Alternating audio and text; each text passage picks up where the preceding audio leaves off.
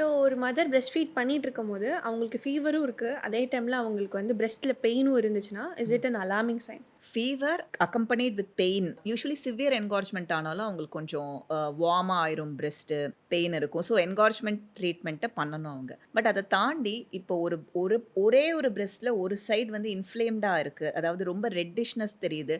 நல்ல high fever வருதுன்னா, அது வந்து கண்டிப்பா it could be a symptom of mastitis. மாஸ்டைட்டிஸ்க்கு வந்து ஆன்டிபயோட்டிக் ட்ரீட்மெண்ட் கண்டிப்பா தேவை.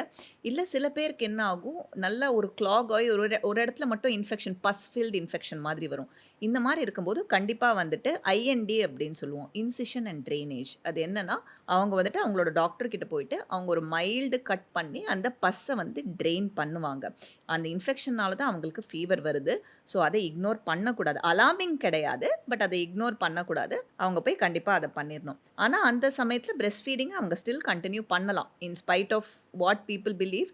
ஆக்சுவலி மாஸ்டைட்டிஸ் இருக்கும்போது கூட அவங்க பிரஸ்ட் ஃபீடிங்க கன்டின்யூ பண்ணலாம். அந்த ப்ரொசீஜர பண்ணிட்டு அவங்க வந்து பிரஸ்ட் ஃபீடிங்க கன்டின்யூ பண்ணிக்கலாம்.